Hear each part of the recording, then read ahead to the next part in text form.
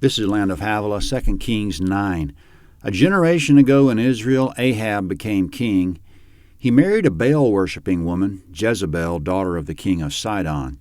She was zealous in her commitment to Baal and also for Asherah. She maintained 450 prophets of Baal and 400 prophets of Asherah, all the while killing the prophets of Yahweh so that they had to hide in caves and such. She influenced Ahab in that direction, and he built an altar for Baal in Samaria. When Elijah proved on Mount Carmel that Yahweh was God and Baal was not, Jezebel vowed to kill Elijah and sent him on the run. Afterward, Ahab wanted to buy a vineyard close to his palace in Jezreel from Naboth. Naboth wouldn't sell, so Jezebel arranged for Naboth to be murdered. While Ahab was touring his new vineyard, Elijah came to him and said, because of his idolatry, murder, and theft, Yahweh would bring a bloody end to his dynasty, that all the males of his household would be killed in the same way that Yahweh had destroyed the dynasties of Jeroboam and Baasha. Also in the place where the dogs had licked Naboth's innocent blood, they would lick Ahab's blood. And Jezebel would die. Her body would be eaten by dogs by the wall of Jezreel. When Elijah delivered that message in the vineyard, Ahab repented, and Yahweh postponed his punishment, saying that the destruction of his house would take place not in his own lifetime, but in his son's time. Eventually, Ahab died in battle, and Ahaziah, his son, took the throne, but he soon died because he fell out of a window, was in bed with the injuries, and consulted Baal-zebul rather than Yahweh. Since he had no sons, his brother Jehoram took the throne and still reigns. So the word that Elijah spoke against Ahab's house and against Jezebel is still not fulfilled. Recently the Syrians wounded Jehoram at Ramoth-Gilead. He went home to recuperate, but his army's still there, and King Ahaziah of Judah has come up to Jezreel to visit his wounded uncle, King Jehoram. Meanwhile, there's at Ramoth-Gilead a certain officer of the Israelite army named Jehu, son of Nimshi, son of Jehoshaphat, no relation to Jehoshaphat, the former king of Judah. Verse 1, Elisha the prophet called one of the sons of the prophets and said to him, Put your belt on your waist, take this vial of oil in your hand, and go to Ramoth-Gilead. When you come there, find Jehu, the son of Jehoshaphat, the son of Nimshi, and go in and make him rise up from among his brothers, and take him to an inner room. Comment, Elisha sent a young prophet to deliver the message. He said, Put a belt on your waist, because the young man was going to be running, and at the time they used to tuck the backs of their tunics between their legs and up into the belt in preparation for running, so the belt was for running. He said, Take this vial of oil in your hand. This was olive oil with aromatic additives, as detailed by Yahweh in Exodus chapter 30. Yahweh said, quote, This shall be a holy anointing oil to me throughout your generations, Exodus 30:31. Elisha said to the young prophet in Hebrew, Take him to the inner room of an inner room, in other words, to an extremely private indoor location. And verse 3, Then take the vial of oil and pour it on his head and say, Yahweh says, I have anointed you king over Israel. Then open the door, flee, and don't wait. Comment, then run for your life. This is a very sensitive mission because, of course, the wounded Jehoram back in Jezreel is still king. Long ago, Yahweh said he will choose kings in Israel, not man. Quote, You shall surely set him king over yourselves, whom Yahweh your God chooses. Deuteronomy 17:15. So the oil Elisha sent will be the indication that Yahweh has chosen Jehu. The pouring of it on Jehu's head will be his commissioning and inauguration into the office of king. He'll be Yahweh's anointed. As long as he's faithful to Yahweh, Yahweh will be with him very powerfully. Verse 4, So the young man, even the young man the prophet, went to Ramoth-Gilead. When he came, behold, the captains of the army were sitting. Then he said, I have a message for you, captain. Jehu said, To which of us all? He said, To you, O captain. He arose and went into the house. Then he poured the oil on his head and said to him, Yahweh, the God of Israel, says, I have anointed you king over the people of Yahweh, even over Israel. Comment, the young prophet found Jehu sitting with some of his fellow officers, but privately took him inside, and anointed him. While they're still alone, he'll give Jehu some further instruction from Yahweh. Verse 7. You must strike your master Ahab's house, that I may avenge the blood of my servants the prophets, and the blood of all the servants of Yahweh at the hand of Jezebel. For the whole house of Ahab will perish. I will cut off from Ahab everyone who urinates against a wall, both him who is shut up and him who is left at large in Israel. Comment: Yahweh said you must strike your master Ahab's house.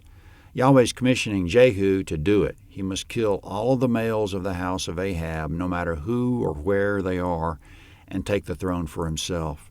Yahweh says, verse 9, I will make Ahab's house like the house of Jeroboam the son of Nebat, and like the house of Baasha the son of Ahijah.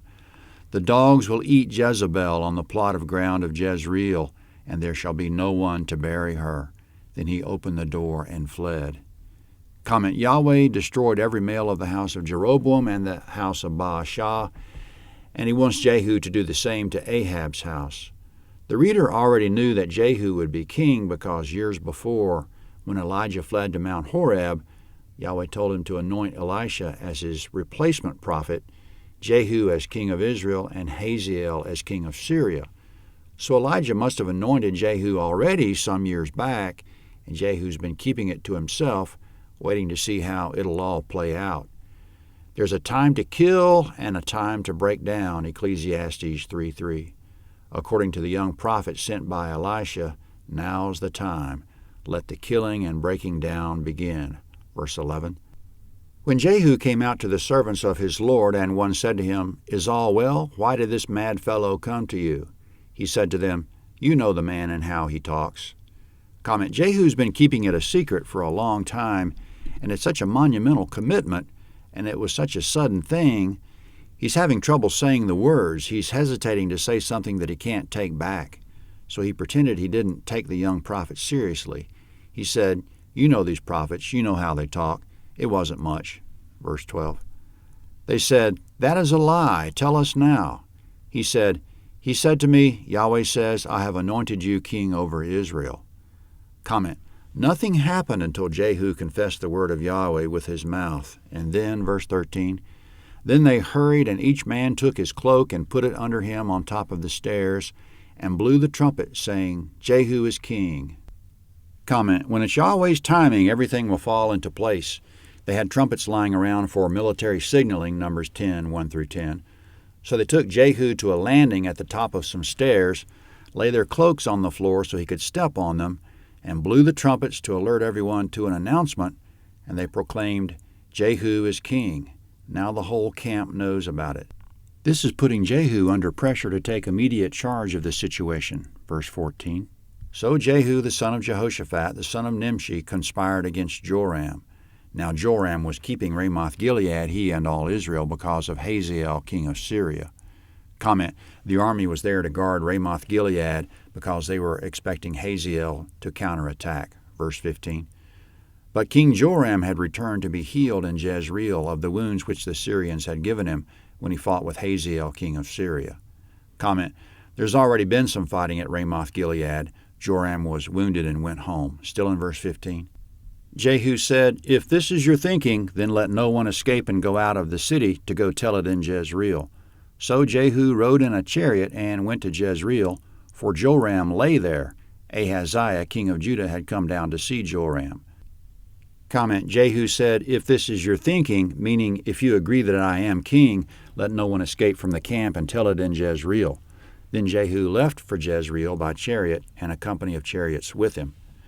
In Jezreel, King Ahaziah of Judah is still visiting his wounded uncle King Jehoram of Israel. Now Jehu and company are approaching Jezreel by chariot, and verse 17.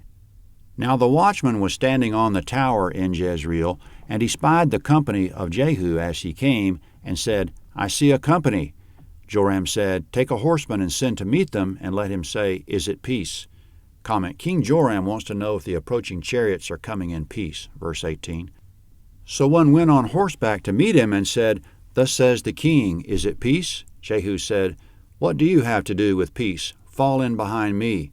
The watchman said, The messenger came to them, but he isn't coming back. Comment: Jehu said, "What do you have to do with peace?" meaning, never mind, fall in behind me. It sounds like Jehoram isn't very popular in Israel because Jehu's fellow officers immediately hailed him as king, and now this messenger has chosen to immediately fall in behind Jehu as well. Yahweh's orchestrating the situation for Jehu.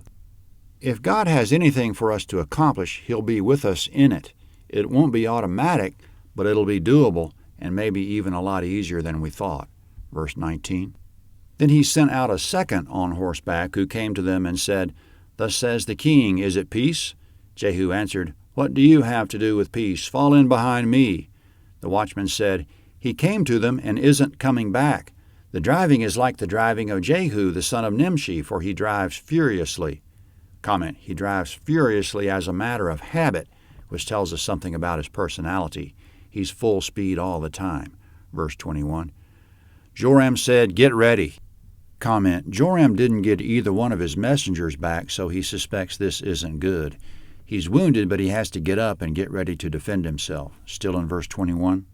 They got his chariot ready. Then Joram, king of Israel, and Ahaziah, king of Judah, went out, each in his chariot. Comment, King Ahaziah of Judah is going out with his uncle. Still in verse 21. And they went out to meet Jehu and found him on Naboth the Jezreelite's land. Comment, Jehu met them at the vineyard that Jehoram's father Ahab stole from Naboth. Verse 22. When Joram saw Jehu, he said, "Is it peace, Jehu?"